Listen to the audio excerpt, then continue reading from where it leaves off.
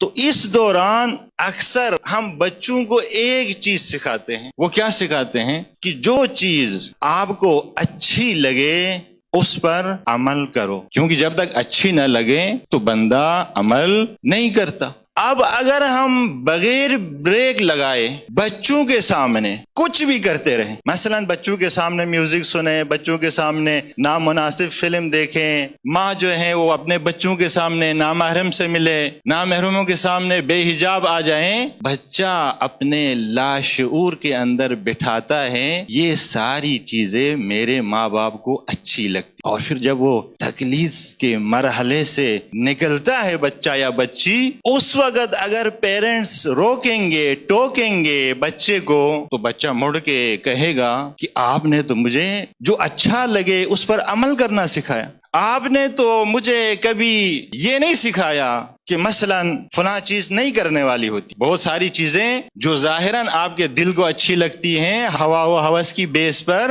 وہ کرنے والی نہیں ہوتی. انہیں اپنے پاؤں کے نیچے روندنا ہوتا ہے. آپ نے پاؤں کے نیچے روندنا مجھے نہیں سکھایا. اب نئی چیزیں انٹر ہو جائیں گی بچے کے اندر. مثلا بچے کو اچھا لگنے لگے گا لڑکیوں کے ساتھ اٹھنا بیٹھنا بات کرنا، اچھا لگنا لگے گا بچے کو جا کے دوستوں کے ساتھ وقت گزارنا، اور بہت ساری چیزیں اس بچے کی لائف کے اندر انٹر ہو جائیں گی. اس وقت اگر آپ نے روکا بچہ نہیں مانے گا، کیونکہ اس کے لاشعور کے اندر آپ نے پہلے سے ایک چیز فیڈ کر لی ہے کہ جو اچھی لگے آپ نے کرنا ہے. اب آپ کو وہ چیزیں اچھی لگتی ہے، نماز روزہ مسجد، مجھے یہ چیزیں اچھی لگتی ہیں، آپ وہ کریں میں یہ کرتا ہوں. بچوں کو بریک لگانا سکھائیں. دیکھو تربیت ہمیشہ کہنے سے نہیں ہوتی، ایکٹ کرنے سے نہیں ہوتی، کبھی بہت ساری چیزوں سے رکنا بھی ہوتا ہے، بریک لگانا بھی ہوتا ہے. اگر ہم اپنے گھروں کے اندر یہ تقلیدی جو ایج ہے یہ بہت اہم ہے بچوں کی تربیت کے لیے، اس ایج کے اندر اگر ہم نے